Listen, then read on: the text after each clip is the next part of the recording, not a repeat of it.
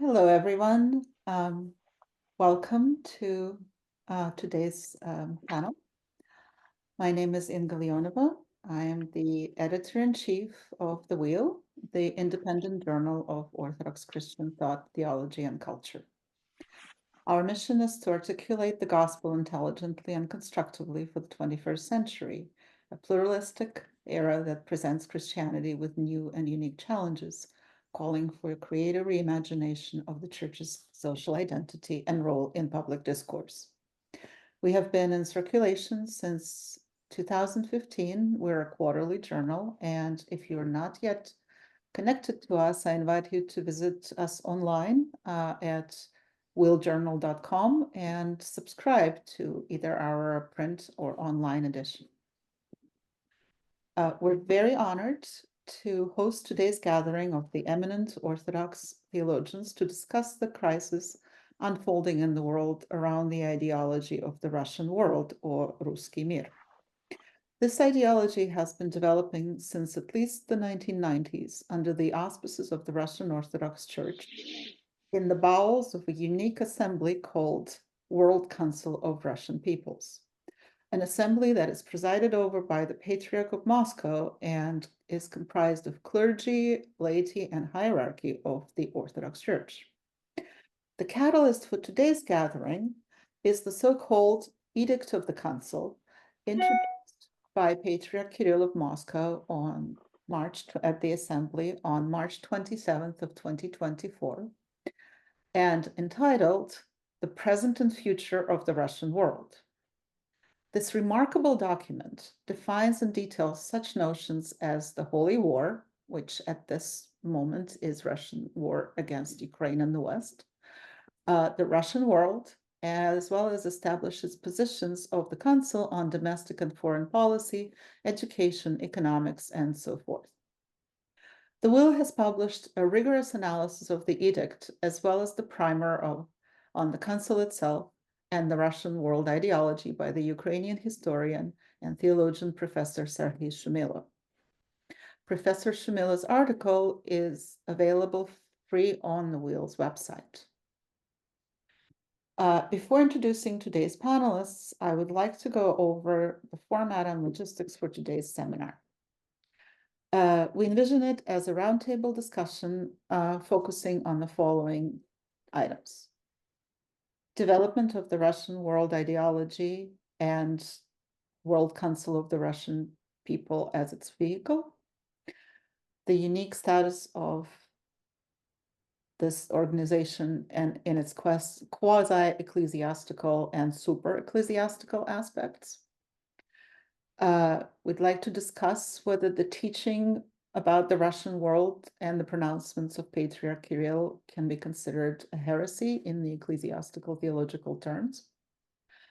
In light of all these developments, what is the responsibility of the Orthodox oikumena, especially but not limited to the synods of the Orthodox churches?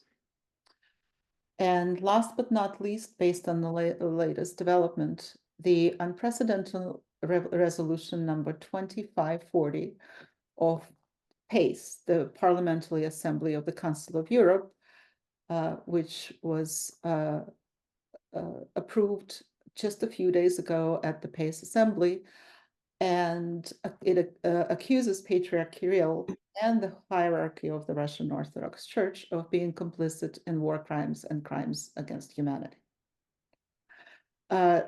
Our panel will run with the panelists for a little over an hour. I will be moderating the discussion. And at the conclusion, we will have a 20 to 30 minutes Q&A session with the panelists. You will be able to ask your questions either in the chat section of the meeting or use the reactions button at the bottom of the Zoom screen and raise your hand, and I will call on you. Our editor, Michael Clark, will assist with the interactive portion of the discussion. Please note that this is a Zoom seminar. It is being recorded and it will be posted on the Wheel YouTube channel once we edit it. Okay, and Now I would like to introduce our panelists, spotting them for the introduction.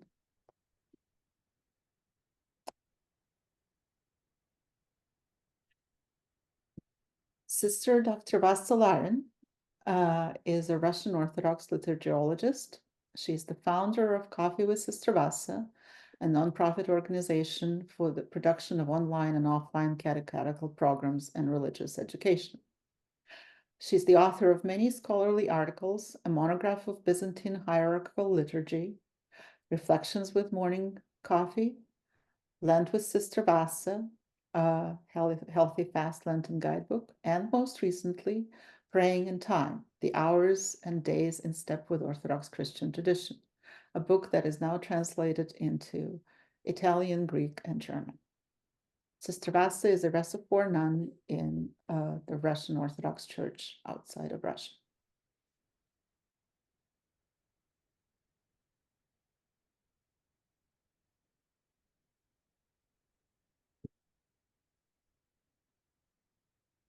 Dr. Panelist is the director of the Volos Academy for Theological Studies. He has taught systematic theology at the Hellenic Open University and at St. Sergius Institute of Orthodox Theology in Paris. He has also been a research fellow at Holy Cross Greek Orthodox School of Theology in Boston, at Princeton Theological Seminary and Princeton University in New Jersey, DePaul University in Chicago, and Catholic University of Leuven in Belgium. He's serving as the editor of the series Doxa and Praxis, Exploring Orthodox Theology for the World Council of Churches publications. He's a member of the scientific board of the Review of Ecumenical Studies in Romania, of the Orthodox journal The Wheel, and the Journal of Orthodox Christian Studies with Johns Hopkins University Press. Dr. Kaleitsidis is a member of the executive committee of the European Academy of Religion, of the International Association of Orthodox Dogmatic Theologians, the American Academy of Religion, and the Society of Christian Ethics. He's also co-chair of the Political Theology Group of the International Orthodox Theological Association, IOTA. Hello. Our next panelist, Father Cyril Hoveron. Father Cyril is a professor of ecclesiology, international relations, and ecumenism at Sankt Ignatius College in University College of Stockholm, Sweden. He's also director of Huffington Ecumenical Institute at Loyola Marymount University in Los Angeles. Father Cyril is a graduate of the Theological Academy in Kiev and National University in Athens. He accomplished his doctoral studies at Durham University under supervision of Father Andrew Louth. He was a chairman of the Department for External Church Relations of the Ukrainian Orthodox Church and first deputy chairman of the Educational Committee of the Russian Orthodox Church, and later research fellow at Yale and Columbia Universities and a visiting professor at the University of Münster in Germany. He's an international fellow at Chester Ronning Center for the Study of Religion and Public Life at the University of Alberta in Canada, and an invited professor at the Pontifical Gregorian University in Rome. Google Father Cyril, and a lot is going to come up. Okay, our next panelist is Father Brandon Gallagher. Father Brandon is Associate Professor of Systematic Theology at the University of Exeter in the United Kingdom. He was formerly a postdoctoral and research fellow at the University of Oxford, the University of Notre Dame in the USA, and Doshisha University in Kyoto, Japan. His publications include Freedom and Necessity in Modern Trinitarian Theology with Paul Ladouceur, The Patristic Witness of George Florovsky, Essential Theological Writings with Father John Chrysopgis, The Living Christ, The Theological Legacy of George Florovsky. Father Brandon is currently co-editing Eastern Orthodoxy and World Religions, the Theology and Practice of Interreligious Encounter in the Contemporary Christian East. He served in June 2016 at Crete at the Eastern Orthodox Holy and Great Council as a theological subject expert in the Ecumenical Patriarchate Press Office. He was one of the primary drafters of a declaration of the Russian world, Ruski Mir teaching, which was published, I think, 2 years ago already on public orthodoxy and received thousands of signatures of Orthodox thinkers and theologians. And Father Brendan is a priest of the Ecumenical Patriarchate, serving in the Archdiocese of Theatre in Great Britain. And last but certainly not least is Father Deacon John Chrysokis. Father John is the Archdeacon of the Ecumenical Patriarchate. He was born in Sydney, Australia, and lives in Harpswell, Maine. Following his studies at the Universities of Athens and Oxford, he co-founded St. Andrew's Theological College in Sydney in 1986, where he also taught at the University of Sydney.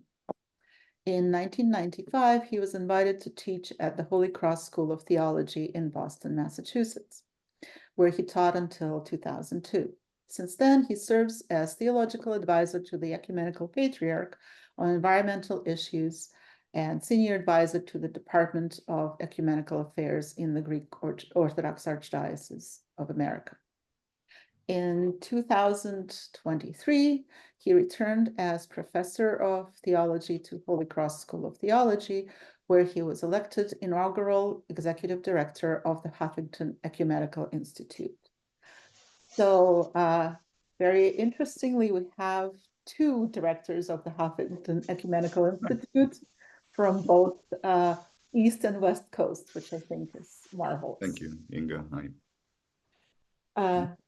Father John's numerous publications focus on the early church and the desert tradition, as well as the theology of the environment and the role of the church in the world. His latest books include Creation as Sacrament, Reflections on Ecology and Spirituality, and the letters of Barsanuphius and John, Desert Wisdom for Everyday Life. Thank you, Inga. Okay, let us proceed and hope for no more glitches. Again, apologies. I would like us to begin with a quick overview of the Russian world doctrine and the status of the World Council of the Russian People as a quasi-ecclesiastical assembly. Now, for everyone who is on, I'm going to add the panelists to the spotlight so that you are looking at all of them. Just find Panelist.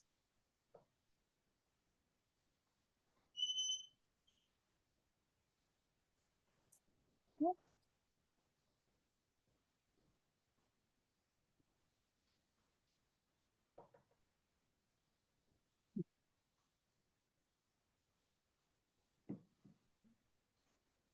Okay. And let's discuss this, what this monster is and what it has produced. I would just like to introduce this topic by saying that it has become, I think, quite obvious that for almost 3 decades, this assembly and the writings it's been producing were being dismissed as being marginal and unaffiliated with the church. And today, we're witnessing this misconception as being paid for in blood, literally. So, Father Cyril, would you like to begin on this? Sure, thank you. Thank you for inviting me to this discussion. Let me outline briefly this monster, as you said. So basically speaking, we could differentiate between two sorts of ideologies. The proactive ideologies and reactive ideologies. The proactive ideologies are those which articulate a system of a doctrine, a system of ideas that are designed to encourage to move masses forward towards a goal, towards a purpose, an important social purpose. Such a proactive ideology, for example, was Marxism, which was articulated as a system of thought and continues to inspire a lot of people through this system of ideas. Reactive ideologies were usually those that disagreed with the proactive ideologies and which were not articulated clearly in the beginning, like, for example, the case of fascism.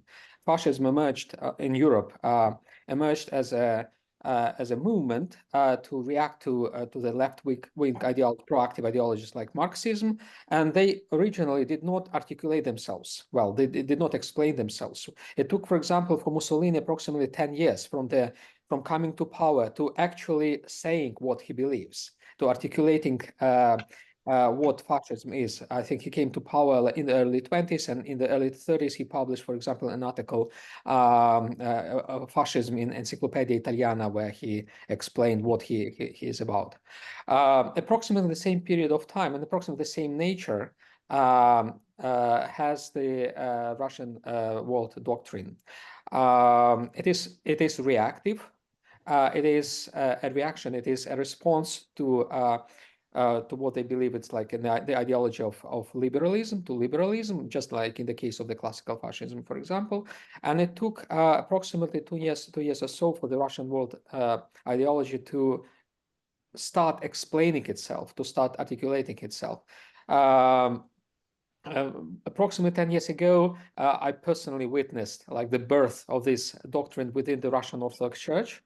It was like 2012 or so, and then this ideology came to fruition, came to inspire millions of people, really from the church to the wider Russian society, and began to be articulated. So what we witnessed recently with this World Council, World People's Council in Moscow, it was an attempt, an important landmark in this articulation of the Russian world doctrine. Just like in the case, for example, of this Mussolini's article in Encyclopedia Italiana, or his book on fascism, written actually by Gentile, when the ideology which was brewing, which was kind of somewhere there underneath and came to the surface eventually, started to be articulated. So we face the same process now with the Russian world doctrine in the case of the Russian People's Council. So this is the body. It's a platform which was established by the church for the purposes of the church. It's like an arm, a branch of the church, a political platform, political arm of the church, as it were, whose purpose was originally different from what it is now. It started in the 90s exactly, and it started as a platform of dialoguing on the one hand with the the Russian society, which became liberal or liberated somehow, and at the same time to create a sort of, I call it like a container for hazardous material, because there were already some very dangerous ideas and trends popping up here and there in Russia. Some of them had like this conservative attitude to things, monarchist, anti-Semites, anti-liberals, all those radical ideas which were marginal in the beginning. The church, I believe, designed a container to keep those dangerous ideas under control. The church didn't want to actually to boost them, to feed them those ideas. The church wanted at the time to contain them, to keep them in a safe place where they would not be dangerous for the wider society. So I believe that was the idea, the original idea of the Russian People's Council, at least as I witnessed it, because I was in the Moscow Patriarchate at the time, quite inside, and that's how I saw the things. So originally a container for hazardous material. But eventually, all those ideas, they evolved, they developed in this container, and they came out. They became a mainstream. From marginal ideas, they became a mainstream ideology within the Russian church and in the wider Russian society. And now the church uses this platform of the Russians World Всемирный Русский Народный Собор, World Russians People Council. It's a clumsy name in English. Well, I would say it's clumsy in Russian as well. Anyways, the church uses this platform to disseminate, to propel those ideas from this hazardous container, and then to actually to articulate, to improve those ideas. What has been done recently was that the church attempted at articulating the doctrine, which before that was quite nebulous, was quite ungraspable. So you could not really pin down before this doctrine. It was somewhere in the air. You understood what it was about, but it did not articulate itself clearly. Now this ideology began articulating itself more clearly, and now we have a more or less a picture of this ideology, which is not our design. It's not what us who criticize the Russian world ideology that we design and project upon them what they believe. No, it's not our construction, it's their construction. Now they started articulating themselves, constructing themselves this ideology. Now it's much more clear what it is about, and now it's easier for those who criticize this ideology like us to deal with it. And that's I hope what we are going to do here in this session as well. So that would be my kind of take on this phenomenon, on this monster, what is its genesis, origins, and how it came to be what it is. Thank you very much, Father Cyril. Father Brandon, would you like to add to that, as also someone who has been studying the topic for a long time? Well, I think Father Cyril has detailed it. I would just say, I mean, it needs to be acknowledged that this is something that is contradictory and nebulous.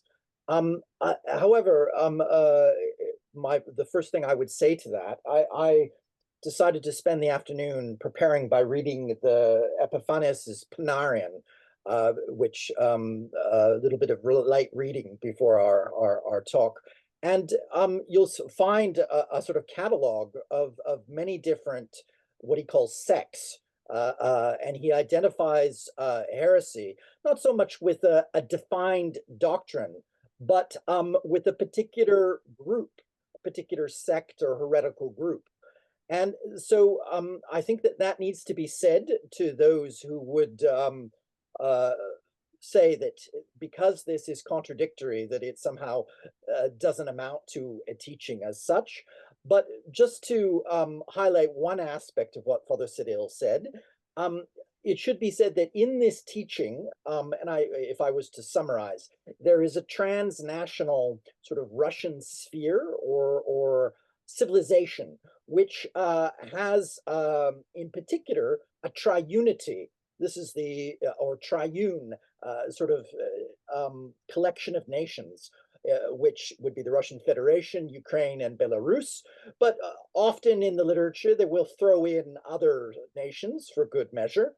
And often it will involve wherever there are Russian speakers. It also holds that the Russian world has a common political center, which would be Moscow, and a common language. Hence, very often you will encounter, and I was encountering this 30 years ago when I joined the Orthodox Church, that Ukrainian is not a real language.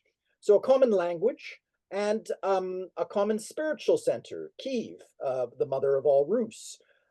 And they will go to the Russian primary chronicle as a sort of sacred scripture. And there is a common church, and hence going on and on and on about the canonical church in Ukraine, almost turning this into an idol. And this canonical church, with its common patriarch, who is the Patriarch Kirill of Moscow and all Rus, works in symphonia, in synergy with a common great leader, and this being Putin. And if you look at a lot of the various different things, they will often talk about common moral values, common art, common spiritual vision. Even I encountered in the past attempts to try to talk about a common monetary system, which they would try to create as well. And there is a sacralization, obviously, of a sort of a type of medievalism. So all of this has been combined officially, and you see this in the recent statement. And the last thing I would add to this is I've noted, particularly within since the war, is a strong apocalypticism, something which is also common to many heretical sects, with this notion of the katekon, this notion that Russia is, as it were, the withholder, the restrainer, to prevent, as it were, the apocalyptic age and the age of the Antichrist. And with this comes, and Father Cyril has written very strongly on this almost Manichaean notion of seeing the present age as one between the forces of light, which would be the Russian Federation and the Russian Church, and the forces of darkness, which are identified with the collective West. So I would say to those who still have doubts, because some of them may be saying at this moment, they may be saying, oh, well, you know, this is a marginal group. It really doesn't reflect the official definition of the church. And would that orthodoxy was as simple as such a vision of the church. But I would say that if the work of Epiphanius and Irenaeus and Hippolytus and all the various different heresiologists teach us anything, is that groups, when they're left on their own to fester, will just get weirder. And so I would think it would not be too long before we see an official statement of, if not of the synod, but perhaps even of some sort of council, official council of the church. So at this point, I know that perhaps Sister Vasa, she had been mentioned as somebody who might have something to say on this, and she has expertise.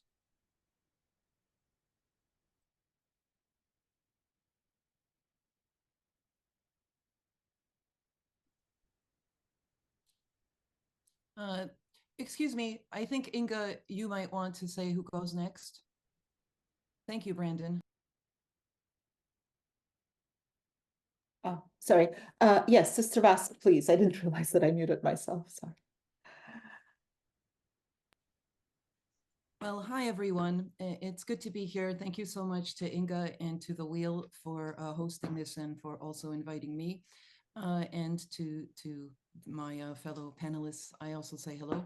So, Inga, how many minutes do we have, each of us? Well, everyone's so far stayed within 5 for this topic, so I'll try to do that as well. So, as for this whole system of beliefs that indeed, as Father Cyril said, was articulated actually in something that does resemble finally a system, a worldview, I would say that it does indeed, you know, sound like a heresy, smell like a heresy, you know, walk like a heresy, and so forth. And when it, you know, walks like a duck, acts like a duck, and so forth, it's a duck. And I think that because this is articulated in words now, I mean, we see the fruits of it. We have seen so much bloodshed. The fruits of this this worldview, as incoherent as it was before, this just chaos creating kind of a machine of aggression that we see unleashed on the people of Ukraine. This has now been articulated, and it's been articulated in chilling terms, I would say, as Father Brandon said, he pointed out the strange use of the word triune. Triedinny is a word construct that one hears in Russian only in reference to God, the triune God. We have the triune people in the so-called edict or the nakaz of this all world. It sounds even more it has more pathos in the Russian. Всемирный, the all world council of the Russian people. I looked at it and I said, do you mean ecumenical? And it does use the word council to describe this body of both ecclesial and state representatives. I mean, it's not only the patriarch himself who is the presider of this council. So you see this surrogate for a church council, but you have members of the Synod of the Russian Orthodox Church. You have together in the presidium people like Malafeyev, this quote unquote Orthodox oligarch and founder of the Tsargrad propaganda channel. You have the Minister of Defense, Sergei Kožugetovich, it's hard to pronounce, Shoigu, the head of the armed forces on this council, and all sorts of odious figures like the philosopher Dugin, who comes out with all sorts of very like pagan and clearly neo-fascist statements. And you have this body or council meeting in the Hall of Councils of the main cathedral of Moscow of Christ the Savior. You have the fact that this edict comes out in a church that has not convened a church council since 2017. So you have this aspect of being church in a different way. And you also have in the edict, alongside a lot of other statements and actions of Patriarch Kirill throughout this war, also before it, but we can focus on the time of already all-out war, that alongside the fact that on September 25th, soon after the so-called partial mobilization in 2022, he did also announce that this strange idea, I mean, it's not that we've never heard it before in history, but that he announced that all sins will be washed away of any soldier that goes and completes his or fulfills his duty and his oath. The patriarch likes to present us with the supposed obligation to fulfill certain oaths, like the priestly oath or the soldier's oath, prisyaga. And he understands this to mean that a spoken, some kind of obligation to whomever it might be is something that is absolute. And he understands certain, obligations of priests to have absolute obedience to the human authority, even if it goes astray, whether it's in the church or in the armed forces or in, as citizens. There is a demand for absolute obedience to a very problematic and not godly authority that he demands.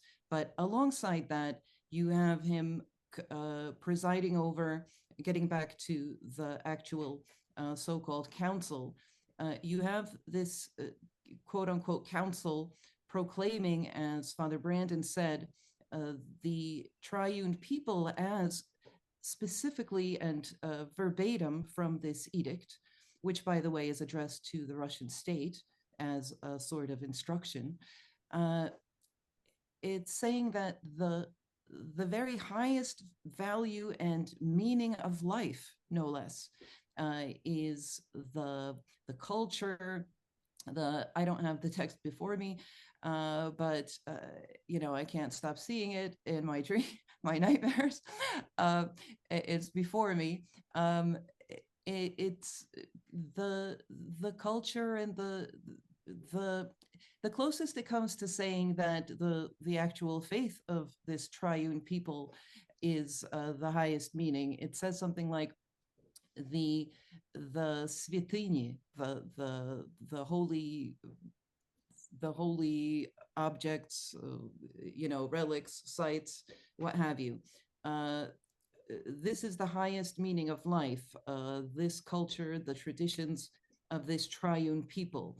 Now, nowhere in the document does it say that God, the triune God or Christ or the way of the cross or repentance, these basics of the churches and of the Christian, ethos and the actual Symbolgestalt, or the symbolic structure of what is Orthodox Christian tradition.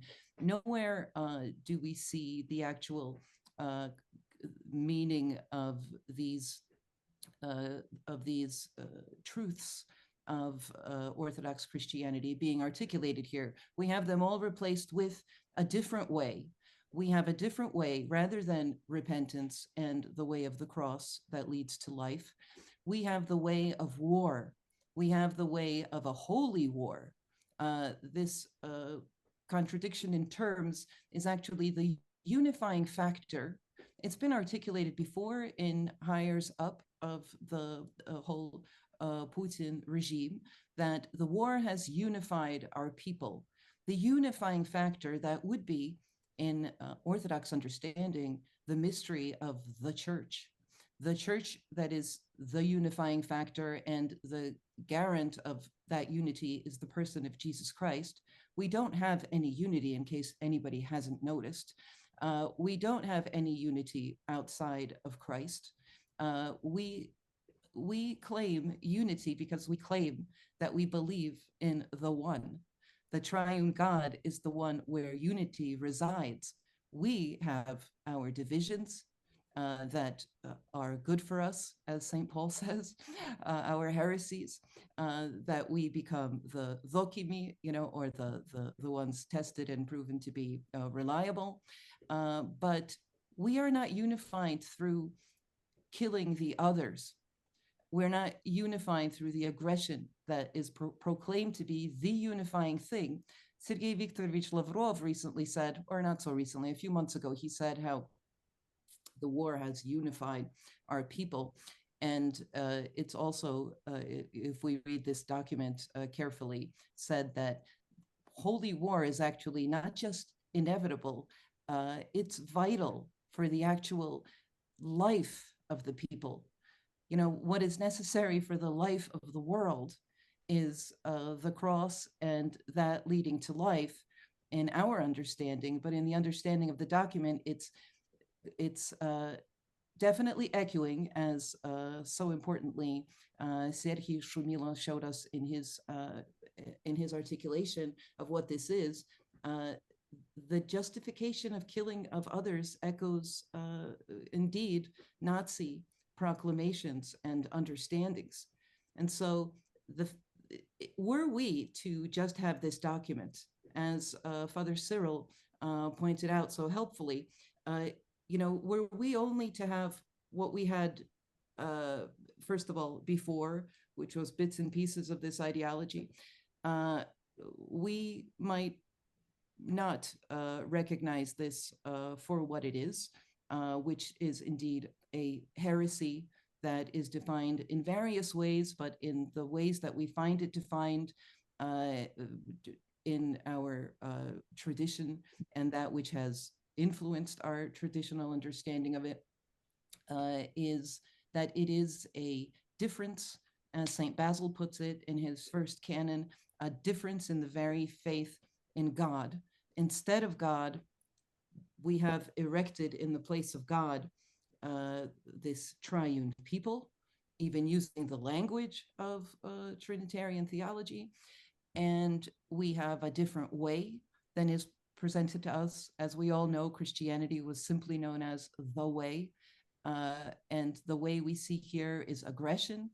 You know that 3 sections of this document, well, maybe even more, are dedicated to articulating how the dangers come from foreigners, whether it's the migrants that come into Russia. These need to be checked. We have this, instead of Christ, and his word being the light of revelation to the Gentiles, also the glory of the people Israel, that this encompasses everyone. We have this elitist sense of a certain nation. We have its right to kill being proclaimed, and we also have an expression like the cult of the family.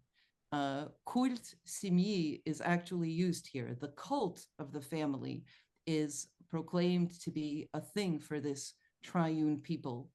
We don't have family values of any sort, or the cult of family in a faith based on someone who chose to come into this world, into a non-traditional family construct, like this betrothal of a virgin to Joseph. We, as we know, family values, as much as people would like to see them as a Christian thing, and that's a thing for something like the mafia. The Casa Nostra has family values as family first, but certainly family building and family is not what comes first to those called not by man, but by God, born not of the flesh, but of God. So we know these things, and I'm not going to annoy you with reviewing them. I just have one more thing, that the situation that we are in, that also has used and weaponized canonicity to hold hostage to even heretical church leaders, our church, to value communion and union with them as if our canonicity can guarantee or in any way manifest even unity instead of our Lord Jesus Christ. When we want to maintain this kind of unity, as I sometimes sense our beloved church leaders would like to do, to maintain unity at any cost with Patriarch Kirill, regardless of what he's saying, regardless of the bloodshed this is causing, regardless of the destruction, actually, if we look at the fruits, the destruction of unity in our church, the trampling of, say, even the most ancient of the patriarchates in Africa. And just, we have like a wild horse loose in a hospital, if I could put it this way. There's a wild horse loose in our hospital, and we're somehow not wanting to do something about it, even though it's actually being anti that which the church is meant to serve, that is to foster unity, to serve one master. But we are held hostage to canonicity, which seems to guarantee grace for our people. Our people are taught to fear, as I just recently had an exchange on social media, where a priest had used the term in a sermon, if we fear the loss of grace, then we're on the right path. That's a very strange thing, to fear the loss of grace. It's not up to us which gifts God sends us. We're taught the fear of God and the fear of losing communion with him, but it's up to him what he does with grace if we are like children who are only looking into the hands of our parents, waiting for what gifts they give us, then we have not ceased to be children and not grown up, because we seek communion with God, but what he gives us, is up to him. We can't control grace, but it seems like there's this whole, there's canonicity as the highest thing and expression of church being, rather than fidelity and profession of the truth about God. Our episcopate is supposed to be serving the word and Professor, being.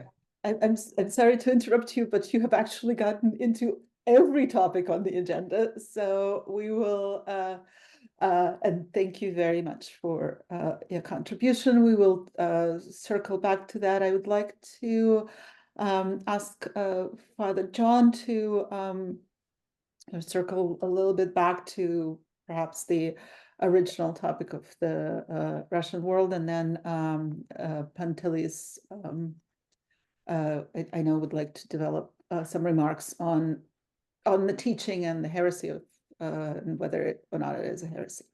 Father John.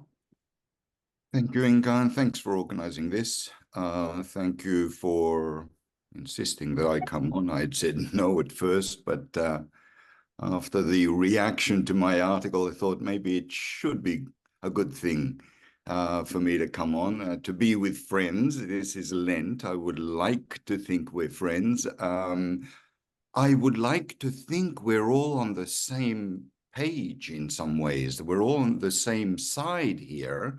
We tend to forget simply because one or another argument is proposed. We're all frustrated. We're hampered by the same constraints.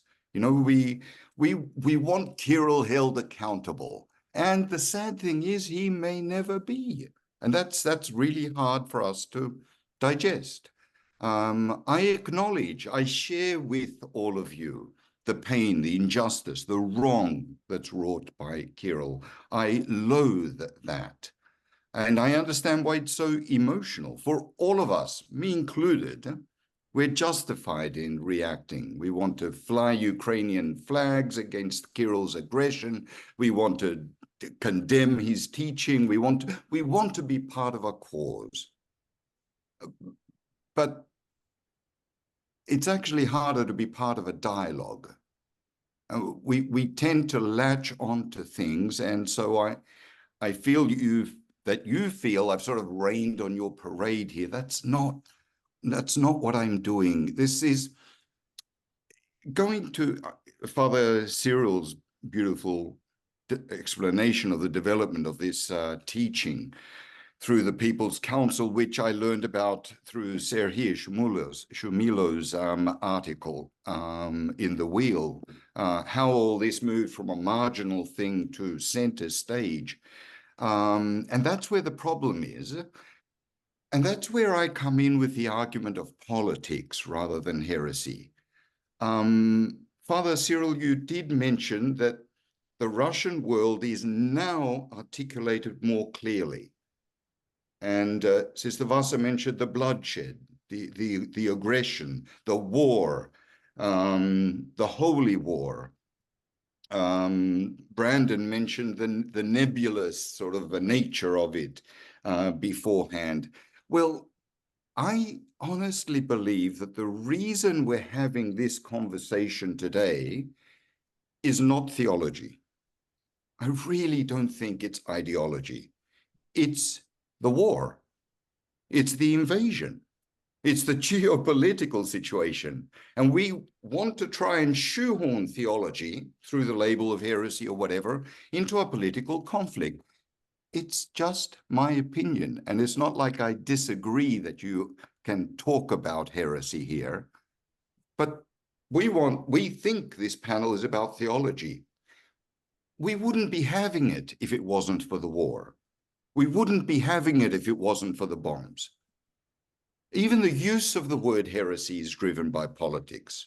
If there wasn't a war, if there was only Kyril's refusal to accept Bartholomew's primacy, if there was only Kyril's refusal to accept the Great Council because of Ruski Mir or because of Third Rome, no one would blink an eye. It's a tug of war. It's not a theological debate. And there's no shortcut. The politics is messy. But I think the politics is what has to be addressed. We are on the same side. And what we do is, Father John Bear said, you can't hold, a bully accountable. Okay, so we recognize we can't do much except raise the flag of heresy. We try to make a political statement using our conventional terminology to express our grievance. I share your frustration and your aspiration, but I'm not looking for theological answers just to feel like I'm doing something. I'm equally frustrated. I just believe the heresy line is, well, not the only line, first of all, not the best line necessarily, maybe even futile. Otherwise, I would send my spiritual reflections to Patriarch Kirill. I think we have to engage with the politics. It's different for Ukraine. It's different for you, Father Cyril. If you're telling me it helps, it's valid, it's valuable to use this label, heresy, I get it. But for me, again, for me, it doesn't mitigate the suffering. I would argue, engage in the politics, engage in a conversation about morality, take the side of justice, but do more than preach. Do something that I feel has an impact. Not many Orthodox churches have responded. Even the ones that have condemned, Patriarchate of Alexandria, condemned Ruski Mir, didn't touch the word heresy. So it's my humble belief, my firm belief, though, that the heresy label is not as crushing or devastating as we might imagine for Kirill, for the Orthodox, and certainly for the world. For me, and I know you'll kick, but it's a kind of finger wagging. It's us talking among ourselves in a hermetically sealed discourse that doesn't even come close to capturing Kirill's corruption and criminality and bloodshed. He's going to hell. That's good theology. Just leave it at that. He's going to hell with his mitre. But his aggression is political in essence, political in nature. And I think politics should be the focus. Otherwise, if you're talking heresy, it's fine, but it's a little more complicated than, I don't know, Dioscorus and Epiphanius, and even Manichaeism and dualism. It's a little more than that. Go get back to the crimes of Putin that are backed by Kirill and condemn that. That's what I'd like to see. Thank you, Father John. And like to think that PACE has tried to do that, but I think that's a subject of a further conversation. I would love right now to invite Panelist to present his remarks following the topic. Thank you, Ina. Thank you, all the panelists and the people who, with great interest, take part in this panel discussion. As I explained to Inka and to my and to other panelists, as I'm completely in a different mood at this moment, I made the choice to use all my time using a statement I wrote in order to make more systematic my approach. So I will use all my time to approach mainly the issue of heresy, and then during the discussion I will formulate some remarks. So let me begin my statement with a personal confession. As I have argued many times, both in my lectures and in my papers and books, I maintain that religious nationalism seems to be the most serious problem in the Orthodox Church since the fall of Byzantium and the period of introversion which began with this crucial historic event. I forgot to mention that in order to facilitate people who attend this panel discussion, I'm sharing my text in the screen. So significant aspects of this problem are the identification between church and nation, church and ethno-cultural identity, church and state, and consequently, the idea of national churches, each of which identifies the truth of the faith with the truth of the nation and claims for every single Orthodox nation the role of the new chosen people of God, alongside with the replacement of the history of salvation with the history of national revival. By assuming this national role and by being involved in the formation of particular ethno-cultural identities, the Orthodox Church faces serious difficulties in confirming its sense of Catholicity, universality, and church unity. While in the context of a multinational, postmodern, pluralistic society, the Church is exhausting the theological and spiritual resources of its patristic tradition on the rhetoric of identities and on a dated religious tribalism and fundamentalism. I spent 23 years of my life writing theological studies and essays on and fighting against Orthodox nationalism, first and foremost against Greek religious nationalism, as I believe that there is nothing more redemptive and liberating than self-criticism. I spoke against Greek religious nationalism in terms of the temptation of Judas, of the replacement of baptismal by ethno-cultural community, of culturalistic slide, of ecclesiastical neo-colonialism for the case of the Greek Orthodox Patriarchate of Jerusalem, of ethno-cultural hermeneutics, of identity drift, and the instrumentalization of the faith for the sake of the state and the nation. There is a quotation from my paper on the temptation of Judas, but I will skip it in order to keep time. By doing so, I have been accused in my own country that by placing the issue of religious nationalism high in my agenda, I got myself the opportunity to be invited in international conferences and to travel all around the world. I was hoping, nevertheless, that other Orthodox theologians in other Orthodox countries or settings would follow the same path and would dare to criticize their own church and their countries. I was apparently wrong in my expectations, why I couldn't imagine that all this effort to make the universal character of Orthodox nationalism more clear would serve to some as an excuse to justify the full-scale Russian invasion of Ukraine, as well as to minimize and banalize the scandalous dogmatic and theological deviation underlying the Russian war teaching.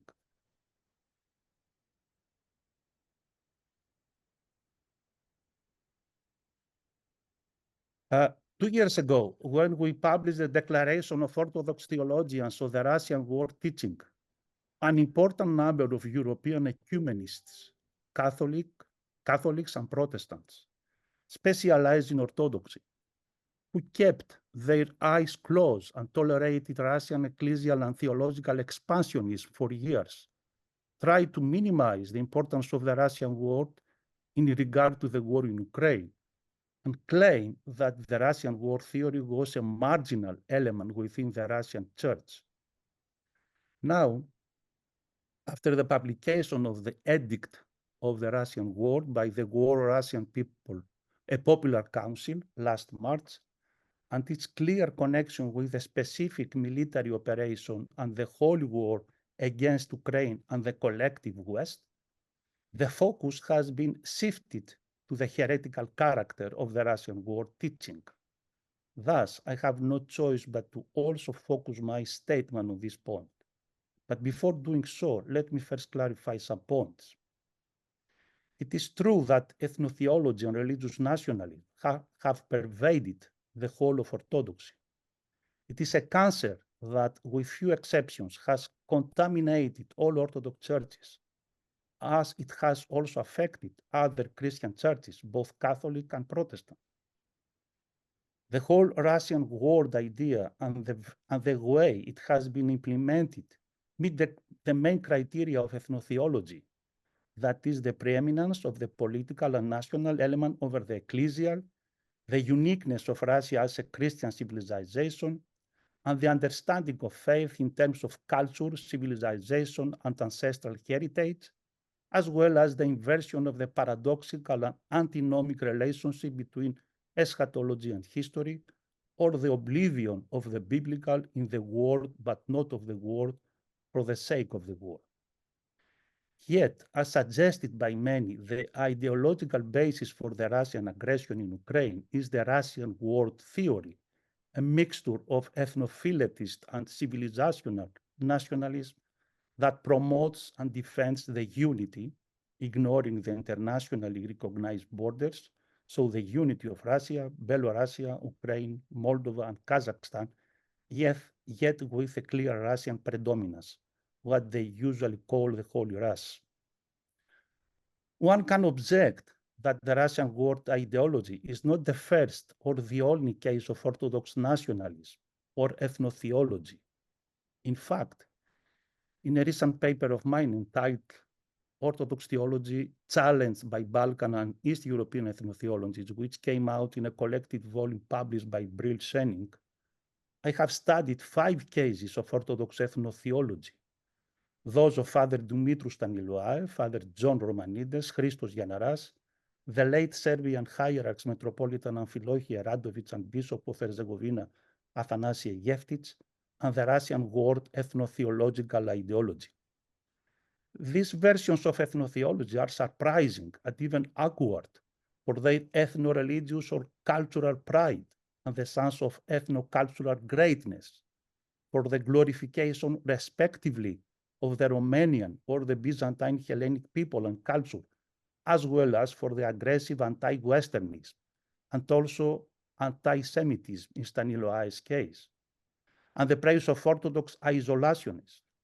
Nevertheless, and here is the critical and decisive point and the crucial difference, the 3 of them, that is Staniloae, Romanides, Gianaras, remained at a level of a self-sufficient, self-justifying discourse and a romantic self-exaltation rhetoric, and were not actively involved in any kind of violent or aggressive acts, in wars and crimes. Unfortunately, this was not the case with the late Serbian hierarchs during the time of the wars in former Yugoslavia, and even more with the Russian world ideology and Patriarch Kirill, who was involved or theologically justified violent acts, wars, crimes against humanity, and even genocides. In fact, for the first time in the history of the Orthodox Church, Patriarch Kirill and the Russian Orthodox Church, that fully subscribe to the Russian world ideology, justify theologically the violence and the aggressive war, while they did not hesitate to use the terminology of holy war and of metaphysical struggle. Yet, can we really justify a war that is fought in the name of God? Do we have the right to say that we are fighting a war in the name of God? I know that there are historical examples that legitimize wars in the name of God, but these wars have faced theological criticism. There have been the teaching and writings of the fathers of the church that guide us and tell us that one cannot conduct war in the name of God, as well as contemporary Orthodox theologians and eminent prelates and hierarchs who unequivocally condemn war, especially war committed in the name of God. His All Holiness, the Ecumenical Patriarch Bartholomew, for example, does not hesitate to affirm that, I quote, war in the name of religion is war against religion, end of the quote, while more recently, he repeatedly wrote and spoke against the Russian world ideology. Bishop George Hodder, the former Orthodox Metropolitan of Mount Lebanon, in a text entitled "To Kill is to Deny God," gives us a profound theological reflection on the issue at hand. I quote now George Hodder, and I translate myself from French. To kill is to deny God completely. It is to deny his very existence as the giver of life. We kill the other person because we consider that he or she interferes with our plans, interests, passions, or freedom, and all that goes with it. In doing so, we decide that we are the only ones who should decide. Consciously or unconsciously, we want to take the place of God. God becomes an idol if we kill for him. The individual believes himself to be God's lieutenant in collective murder. One wants to be the defender of the holy nation, called by some Ummah and by other ecclesia. Through moral or physical violence, the holy nation is transformed into a sociological group. Countries where mentalities have not been secularized, those who conduct civil war believe they are fighting a metaphysical struggle. This passage illustrates exactly what we have been experiencing during the Russian invasion of Ukraine and radically desacralizes any modern understanding of religious wars. In this context, we can also refer to the well-known canons of the Eastern Church, specifically those of St. Basil, which forbid the giving of communion to soldiers who have killed even during defensive wars, or which forbid priests who have blood on their hands to celebrate the divine liturgy. And we can also take an example from the Byzantine period, when during the reign of Emperor Nicephorus Phocas, the warriors and soldiers of the empire who fell in the fight against Islam were denied the status of saints of the church. In all these cases, there is a clear distinction between sacrifice for the neighbor and sacrifice or death of the brother, between Eucharistic communion and belligerent spirit, between the saints of the church and the heroes sacrificed to defend the emperor, between the kingdom of God and the kingdom of Caesar, the state or the nation. In order to make clear the difference between the truth of the gospel and the genuine Orthodox tradition on the one hand, and heretical or distorted teachings on the other, let me refer to one more recent example, that of a modern witness of the Orthodox faith, the late Patriarch Paul of the Serbian Orthodox Church. What should retain our attention here is the ethno-religious conflicts culminating in the war and crimes in the former Yugoslavia, in which Orthodox people and even clerics were involved, crimes often committed in the name of God and for the defense of the Orthodox faith, and which marked the end of the age of innocence for Orthodoxy. During the whole decade of the 1990s, Orthodox people in the former Yugoslavia faced terrible dilemmas and crucial questions, mainly regarding the fidelity to the gospel commandments and the survival of the Serbian people in its historic cradles. In many cases, the defense of the nation was the priority, while the theological justification of war and violence was accompanied by the instrumentalization of religion for the sake of the national cause. His Holiness Paul, the Serbian Orthodox Patriarch of that time, this humble and ascetic spiritual figure who against his own will found himself at the head of the Serbian church, intervened many times with sermons, teaching at the church, personal advice, encyclical letters, public statements, interviews, and press releases to condemn violence and atrocities of all sides, the Serbian included, to remind the absolute primacy of God and gospel commandments over any other worldly claim, to praise forgiveness and love for enemies, to stand at the side of the victims, to highlight the eternal value of or dignity of every human being as image of God, regardless of his or her religion, race, or ethnic origin. as noticed by Jean-Claude Larset in his book on Patriarch Paul, and I quote Larset here, when many of his compatriots were carried away by the absurdity of war and blinded by nationalism, even justifying certain atrocities committed by their own people, Patriarch Paul always condemned any form of violence by anyone and systematically took the side of the victims, whoever they were, exhorting us to love our enemies and recognizing that this Christian ideal is for most people impossible to achieve. He tirelessly urged at least the application of the biblical commandment, do to no one what you yourself hate. End of quotation. Patriarch Paul did not support any Serbian party, not even Serbia, but he was on the side of the victims, wherever they were.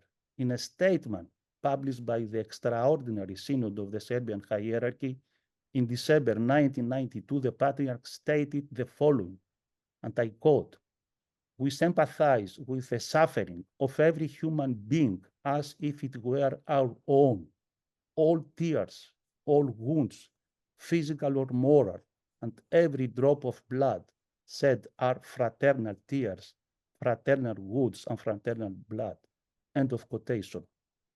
He did not silence the Serbs' atrocities, nor did he consider them negligible, but condemned them, just as he did for the atrocities of the opponent nations. He once made the following public statement, I quote again, "It is neither human nor Christian to defend a crime, and it would be an unforgivable sin to justify crimes because they are committed by persons of your own people.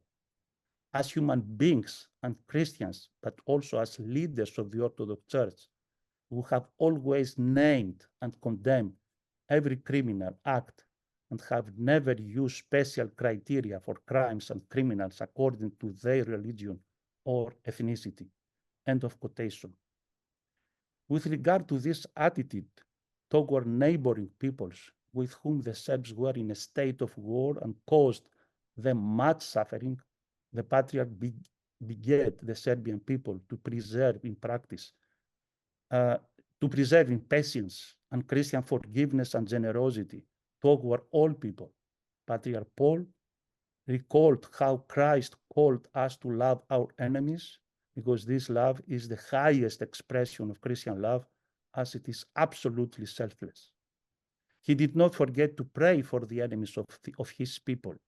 He composed special prayers and added them to the final prayers of the liturgical services in order to motivate the faithful to love, by the grace of God, their enemies and to lead to repentance those who had given into feelings of hatred. How far is Patriarch Kirill and the ideology of the Russian world by the above ecclesial and gospel-inspired figures of our time, such as Ecumenical Patriarch Bartholomew, Metropolitan George Hodr, or Patriarch Paul of Serbia? An ideology, I mean the Russian world, an ideology that never refers to Christ and his gospel, that depersonalizes and despises the human person and the image of God in it, that hates the neighbor and does not tolerate the other and the different, that equates the perpetrators with the victims, that chooses as its targets children, women, and weak old people, and erects the evil to the status of canonicity. I wonder what can be more heretical than the replacement of theology by ideology, as the title of this very panel suggests. And wonder about the theological and ecclesial criteria of people who try to convince us that the Russian world ideology is not a heresy, and who, by their attitude, contribute unwillingly, apparently, to the banalization of evil and the sacralization of the false world theory. Thank you for your attention. And of course, I'm open to discussion or to questions. Thank you very much for your presentation, Panelist. We're getting very close to the discussion part of our panel with the many participants. So I kind of suspected that we will not get through the entire agenda in time, but I would like to know if any of the panelists has anything to suggest on the on what do we do with all that? You know, I'm looking at this esteemed group, at people who are participating as registrants. There's you know, there's clergy here, academics, theologians. There's a lot of clergy, and and yet we all know that the synods of the world are, you know, just waiting out essentially this whole disaster that is unfolding with the direct blessing of the church. So yes, Father Cyril, please. Yes, thank you. I just wanted to briefly reflect on what has been said, because apparently there is like a clash of interpretations. It's not a clash of our judgment regarding what is going on in Ukraine. I think we are absolutely on the same page, but then we diverge in answering the question. So what's next? What needs to be done? And I think we need, well, first of all, we need probably to make it clear to ourselves and to others that we are on the same page. We see the things synoptically. The war in Ukraine, the underpinnings of this war. We recognize, we acknowledge that there is such a thing as a Russian world ideology. We acknowledge that it's dangerous.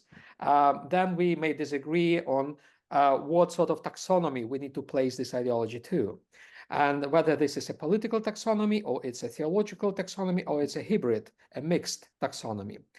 Speaking about taxonomy, if I may briefly, I promise, add something that may help us, and I'll suggest to apply this scholastical approach to this Russian world ideology. Let us be scholastical a bit. So, speaking in terms of the Aristotelian logics, dialectics that helped us in the past to develop our own doctrine, I think the same dialectics is applicable to our conversation here. And Aristotle, as you know, he differentiated between the general things and more particular things. He expressed the more general things as genera, or ta geni, genus, and more particular things like ta idi, eidos, the species.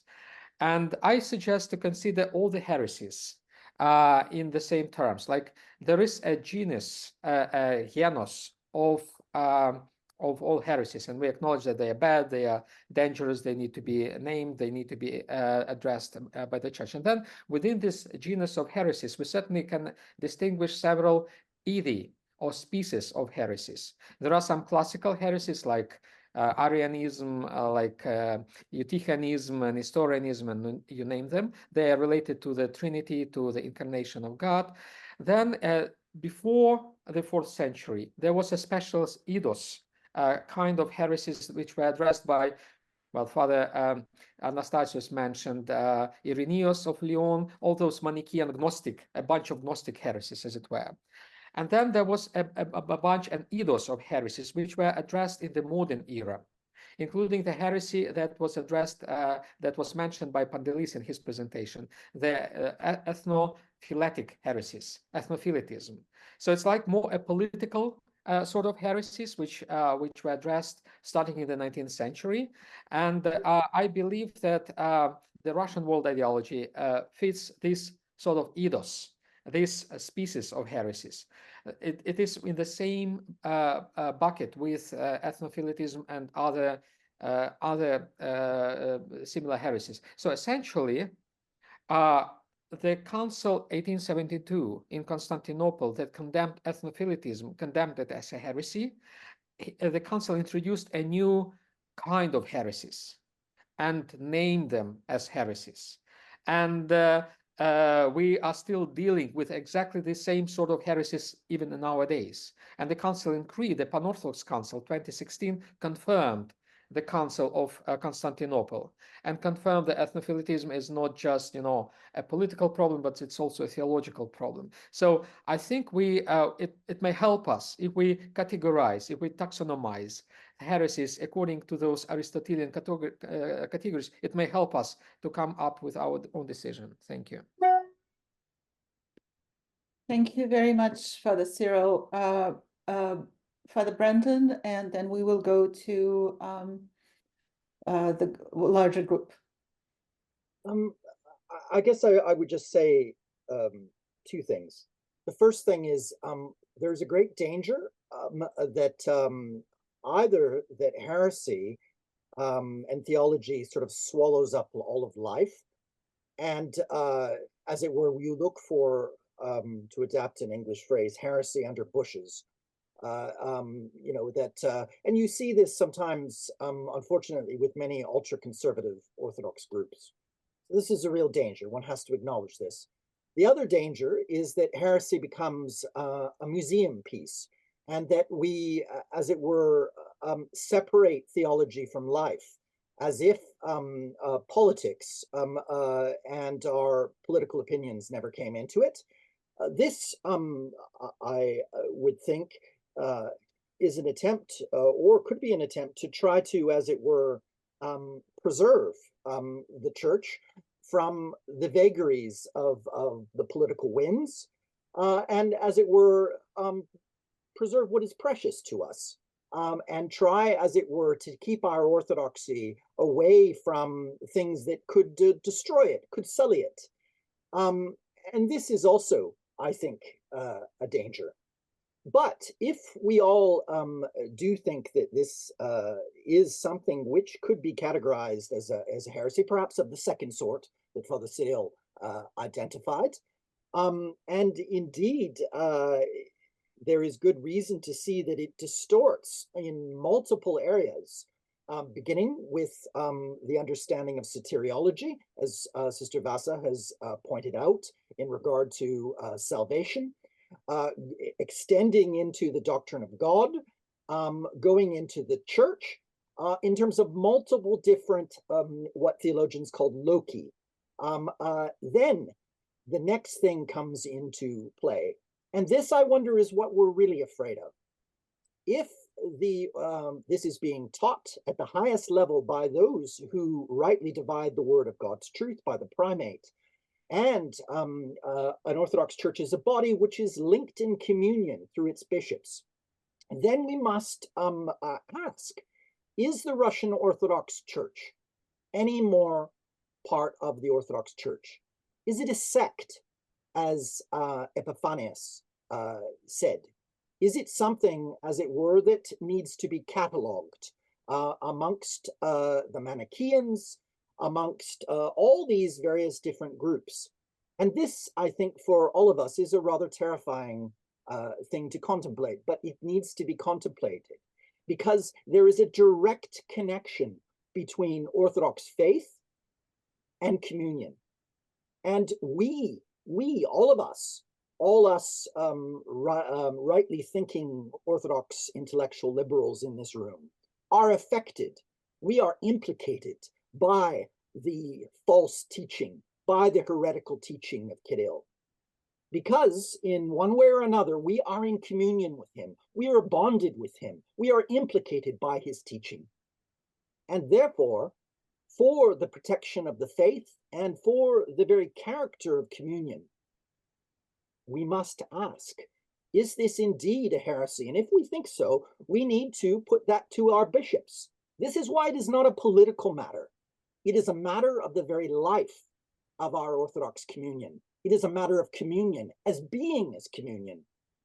You cannot, as it were, skirt history, as the blessed in memory Metropolitan John Zazoulis sometimes did, and as it were, live in the time to come, in the age to come.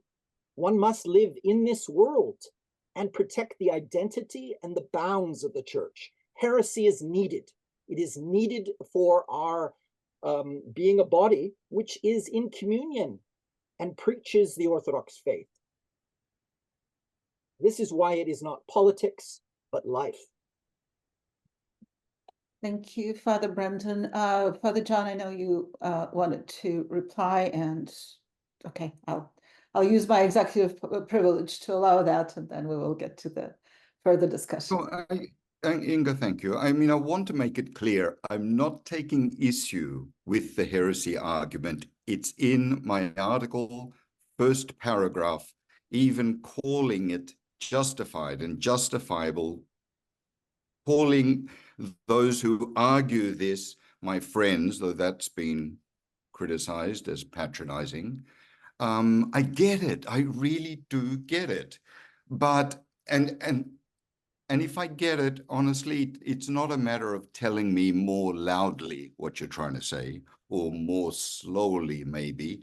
It's not a matter of reminding me what heresy means, again, or Dioscorus, or maybe if we go back to Ignatius and Irenaeus, or it's not a matter of criticizing Greek seminaries altogether for not knowing canon law. I've been dealing with apotechismos probably for 4 decades now. And I know how the Patriarch reacts to this term. It's not news. Panelist, you must have heard this in Greece all the time. Apotechismos is not some recent discovery of a loophole. Part of working, if we're working together, has to include, if you're asking how do we move from here, Inga, has to include some civil conversation as well. I mean, the last couple of days, the orchestrating of responses, the threatening from people, we're going to write. Not only are we going to write, someone else is going to write. People unfriending people on Facebook. I mean, I don't know. I think this is the reason I joined this panel today, because it's Lent. We should maybe consider other options. Honestly, Pandelis, you wonder about the theological and ecclesiastical criteria of those who contribute to the Holy War. Really? I mean, if Kirill's heresy is all about hubris, maybe we need to look at ourselves as well. I mean, I know friends of yours that tell me they've been cut off from your circle because they don't buy into the heresy thing. Why do people have to buy into it? All I'm saying is, academically, theologically, we might actually be oversimplifying the inherent complexity of heresy when we mold it to meet our needs. We can propose patristic visions. That's what we do as theologians. That's how we get paid. We can provide canonical loopholes. We can restructure the scaffolding of the church. We can introduce or remind people that there's an image of church as mother, not just father. But I hate to break it to you, we are a church. We're a hierarchical church. All of our churches have at their head a patriarch. That's got to tell you something. Remember, the institutions that we're talking about, they put Kirill there in the first place. That's where the focus should be. So we're not arguing differently. When Brandon says we're in this world, that's what I'm saying. Use the categories of this world. Why do you have to put in religious categories to feel better? I mean, Mike Johnson, the Speaker of the House, talks about Jesus whenever he speaks. Why do we have to do that? We need to work together, not by undermining one another, together toward a greater accountability of bishops and synods. I think that's what Father Cyril does. I think that's what Father Baird does. I think it's what I'd like to think I do. But I would argue we have to admit where we are as church first. And I think we are all stigmatized by ethnophilitism. But using the word hierarchy is not going to help. I really don't think it's going to help. Maybe Patriarch Bartholomew will do it someday, in which case it'll help. Right now, he's commemorating Kirill. And people say to me, oh, you're leaving it to the bishops. Actually, I'm not. I'm afraid that you're leaving it to the bishops when you're waiting for them to condemn. Why aren't they listening? That's what we should be asking.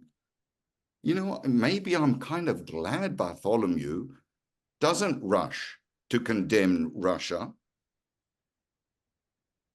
If the last 2 days are any indication, I'm glad we're not the ones that decide over that. And that's what I meant by maybe leave some things to bishops. And I'm not saying leave Kirill to the church about forgiveness, but I'm afraid that's what we might be doing if we're pushing. Brandon, you've been pushing for years. This has to be signed by bishops. This has a little bit of humility goes a long way, especially in Lent. Just leave some things alone or do other things.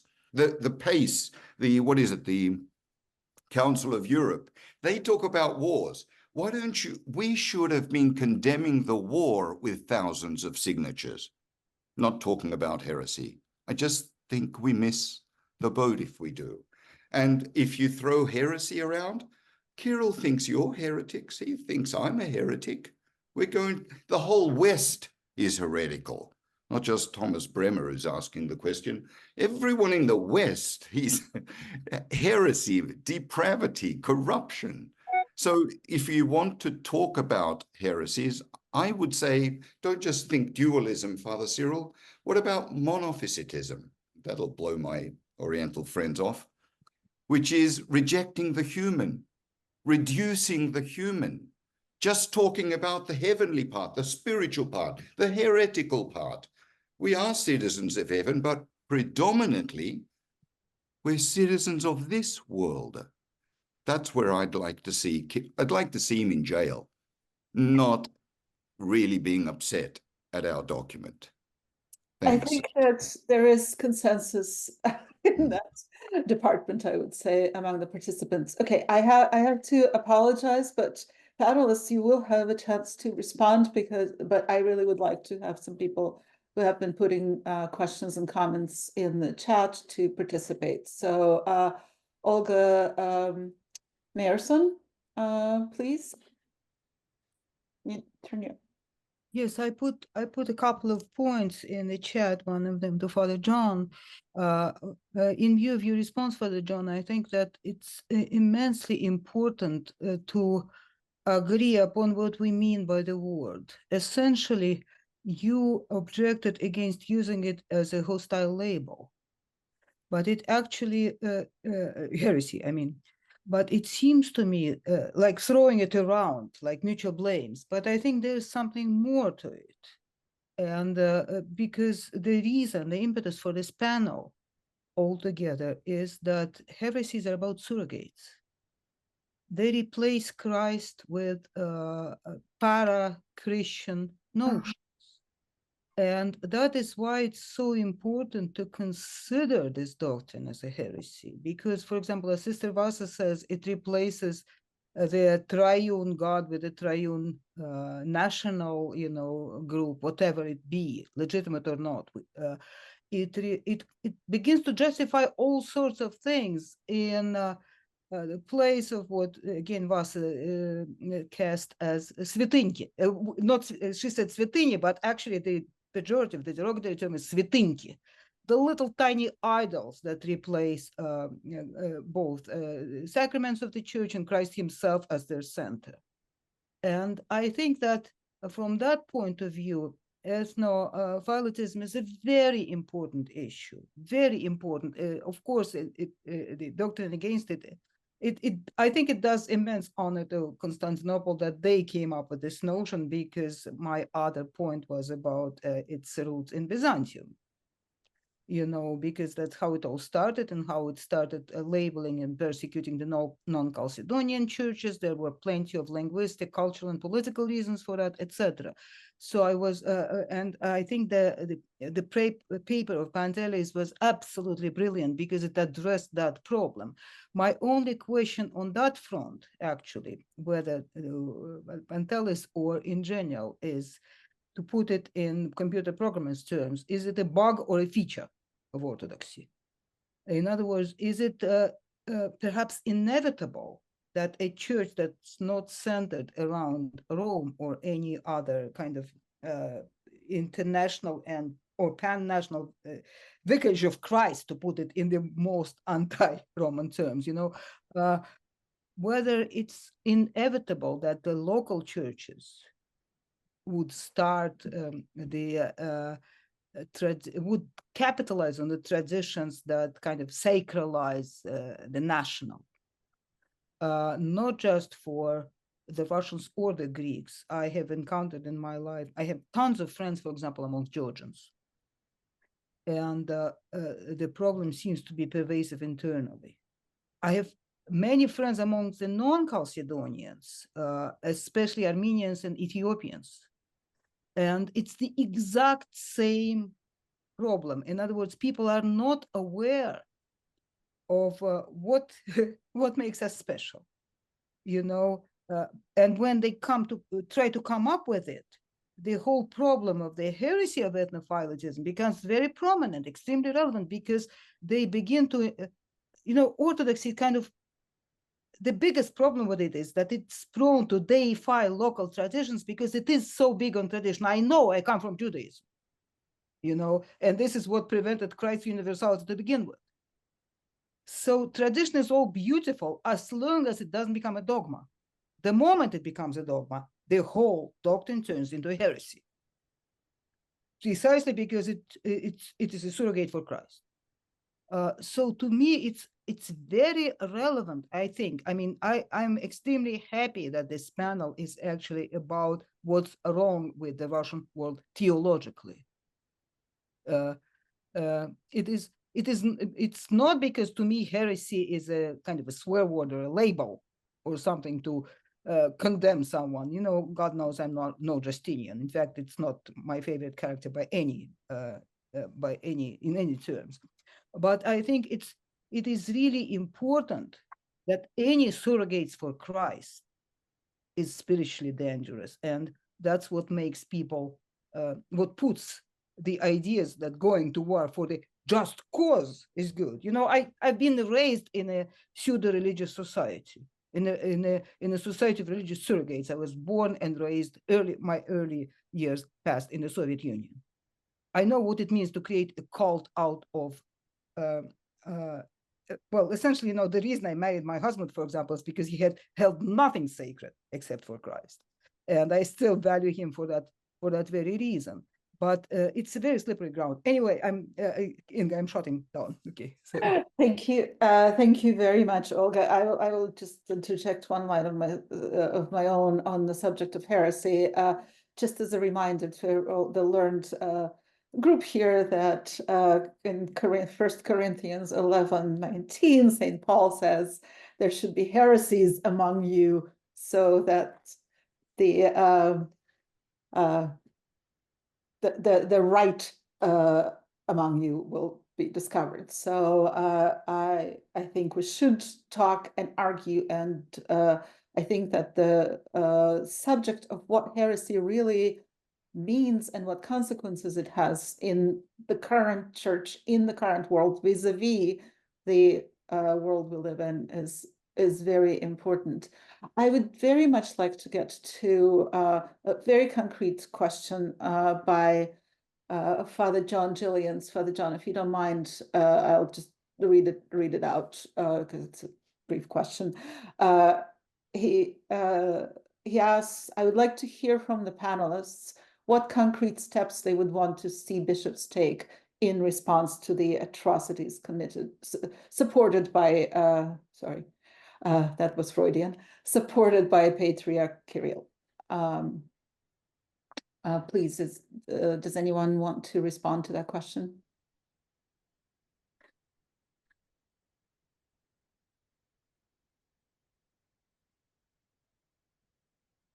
Yeah, sure. Why not, Inga? So again, just very quickly to Matushka, Mirson. The 1872 Council did not say heresy. It does not mention heresy, just putting it out there. And there are sound Orthodox historians of blessed memory that would claim that ethnophilitism was condemned for ethnophilatist reasons.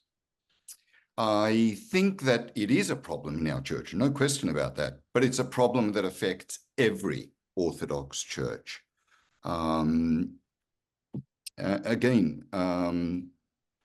Heresy is fine. I accept, actually, that it could be a heresy. That not more than that. It's a heresy. I hope that makes people feel better. What I'm saying is, doesn't make me feel better. Certainly makes no difference to Kirill, and really doesn't obviously make too much of a difference to the Orthodox churches. So again, what if for 2 years we were banging on, what's the assembly called, the Council of Europe, or Jerry Pillay of the World Council of Churches, but we, people of dialogue, don't want to deal with these ecumenical leaders. Why don't we put our strength behind Jerry Pillay and say, by the way, we've got 1,500 scholars here who think, like you, that Kirill's wrong to talk about holy war. Instead, we're stuck on just one notion, and that's all I'm saying. There may be more. And if there, and you should be open enough to, at least as scholars and as theologians, and certainly as clerics, accept that there might be something more and not just one way or not. That surely for me is kind of the definition of heresy. Thank you. Thank you. May I say something, please? Yes, Panelist, you had your hand up. Yes.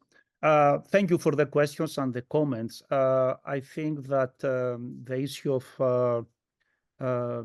issue raised by Olga is really important, is really crucial. And I think that the key to discuss this is to discuss about primacy, but discuss about primacy without prejudices and without distorted ideas in mind. This is something we cannot do now because this is an immense, a crucial point. Now, coming back to the issue of heresy, I would like to say something. When Brandon Gallagher developed his thought, I was thinking that if heresy has something to do with life, as it has been said, I mean, if heresy is not just an axiom, it's not just a theoretical formula, it's not just a kind of theoretical wording, but if heresy, and this is something common to all contemporary Orthodox dogmaticians, heresy actually begins first, and then, I mean, the distortion of life starts, and then the church was obliged to formulate the truth, to condemn heresy, etc., etc. So we have the classical heresies and Christological, Trinitarian, etc., etc. But now we are not there, as Callistus' word of blessed memory reminded us. We are living in the century of anthropology, and so everything that affects human life, social life, our life, should be examined also under the angle of heresy. Don't be afraid of the word. Personally, I'm very reluctant to use this word. In my writings, I use it almost never use it, maybe once. But now we are in an exceptional context. What happens today has not a precedent in the Orthodox tradition. The blessing of the holy war, the blessing of the war, the blessing of the killing people, etc., etc. This kind of sacralization. This is something new. So that's why I use the examples of St. Basil, of Patriarch Bartholomew, of Metropolitan George Hodr, of Patriarch Paul, to show the difference of the different way of life. So if we speak in terms of monophysiticism, then I do agree with what's her name, Morozova, to say that exactly monophysiticism Mateuszko, Olga Meyerson. Yeah, no.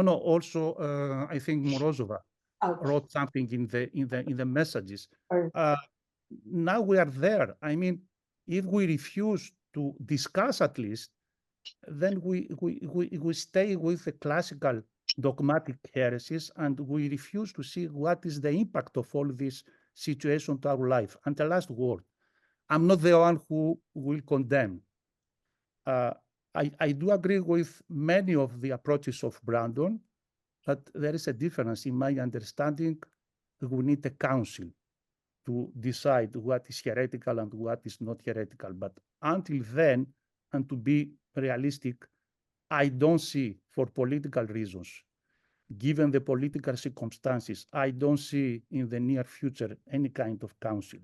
Look what happened in the Patriarchate of Antioch, in the Patriarchate of Jerusalem, the Church of Bulgaria, the Church of Georgia. There is clearly a kind of political subjugation to the Russian power. So try to be realistic. I don't see in the near future any kind of council. So until the council will decide who is heretical and who is not heretical, we can discuss, but we cannot decide.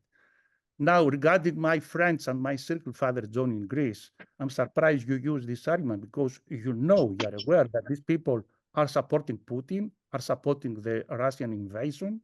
And if they disagree with me about the use of heresy terminology, it is maybe just a kind of excuse. And last one, No, that's not what I was saying at all. Andali, sorry, can I interrupt this? Just one word and I will stop. This is not only the Council of Europe who used the term of terrorist organization for the Russian Orthodox Church. Recently, it has been discussion also in the Parliament of Estonia. And this is because this country really feels the threat coming from the Russian side. So thank you for your patience with me. Thank you, Panelist. Father Brandon, would you like to get to Father John's question? Yeah. I'm not responding to Father John, but you know, he did make some comments, and I think that in regard to heresy and what should the bishops do. I mean, we are in a hierarchical church, but we have a bishop problem. The whole system, as it were, is clogged up and is not working properly. And in some ways, this particular heresy, or whatever you want to call it, I think we can agree maybe that it's not a myth. Anyways, this particular teaching or ideology or whatever on earth it is would have not been able to flourish had it not been for the fact that we have a broken episcopal system. Now, that being the case, this isn't just a top-down problem.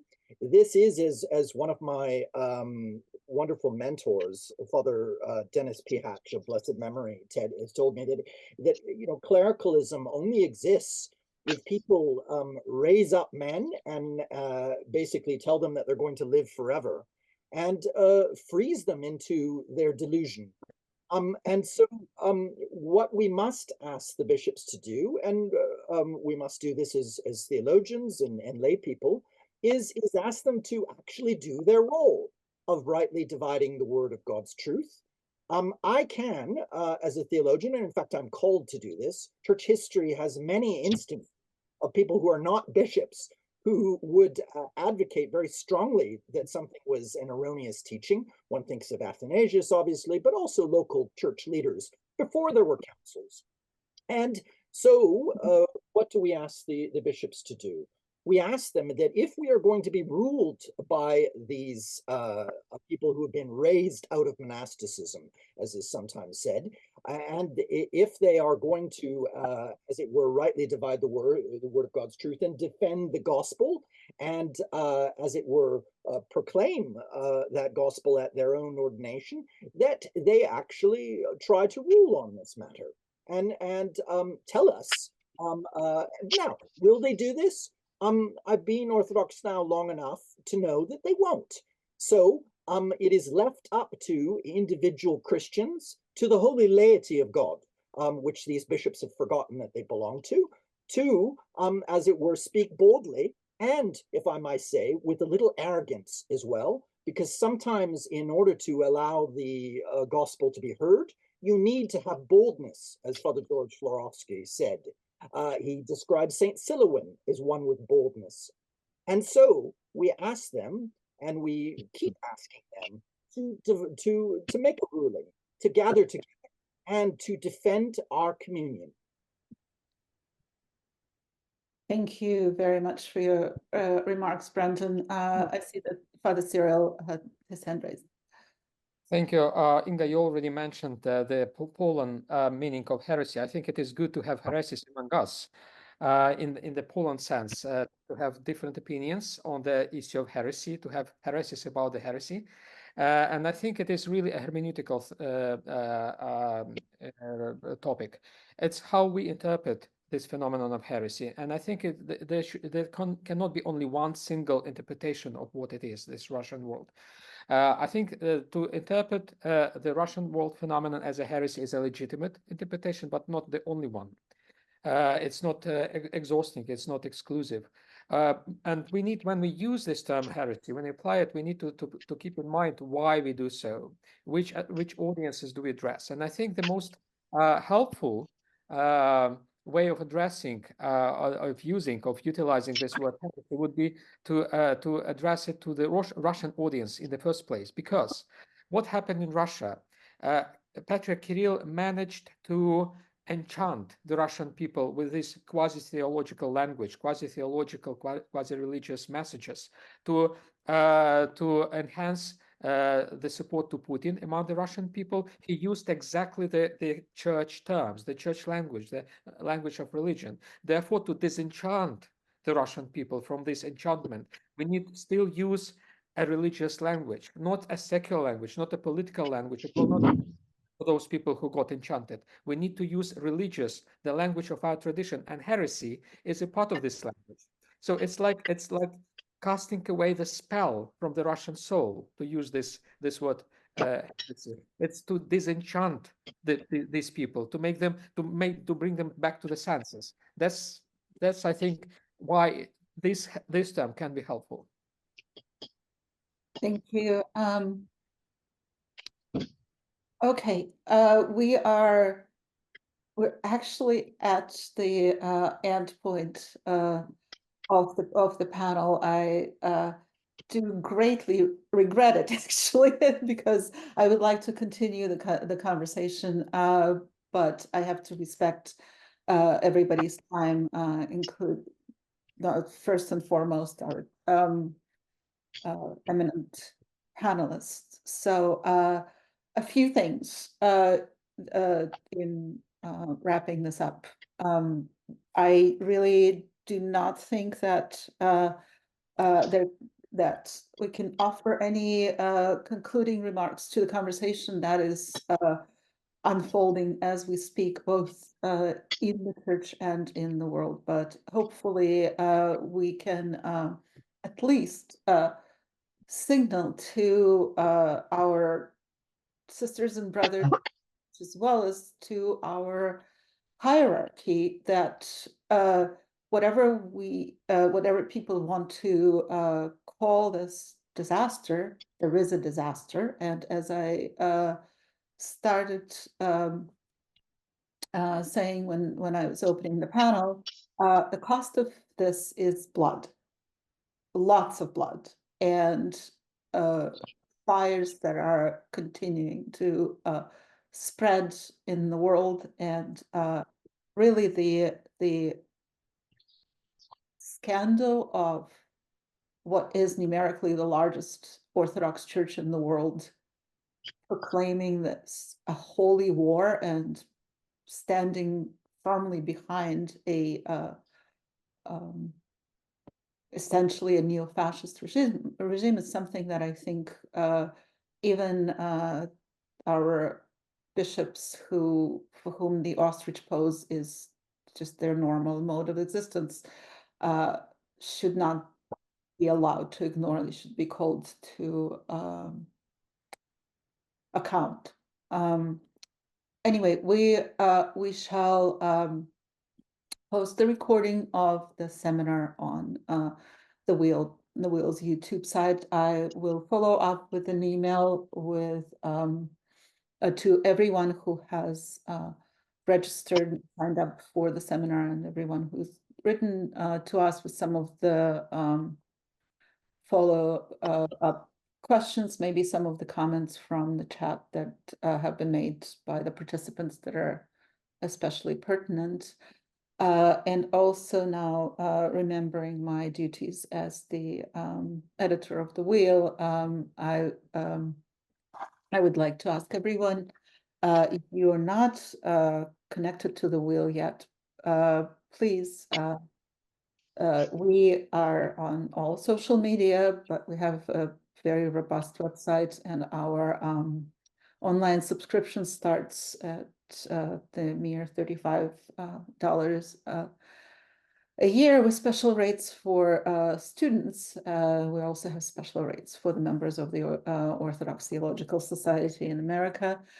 And last but not least, as I said earlier, we are being independent gives us great freedom to say what we want, to invite who we want, without any oversight or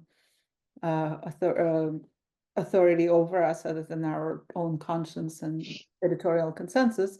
But it also means that nobody supports us financially. So if you are moved to do so, please visit our website and make a donation. You know, $10 of 250 people who registered for the seminar would translate into something nice for us. And thank you very much for your generosity. And again, profound thanks to our wonderful panelists.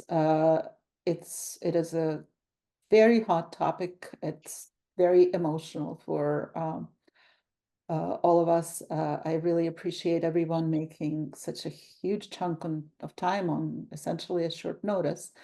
And I think we need to continue talking, especially talking about what can be done. It's very nice to see friends and have discussions among friends. And yes, we are all very good about composing texts and gathering signatures, but as quite a few people have already said, in some ways, we're facing such a disaster that the time for greater action has come. And if we can't gather the ecumenical council of the hierarchs for all kinds of political reasons, there've got to be something else that we can come up with as a body of Christ. Thank you very much. Be well. Have a blessed Passover. Thank you.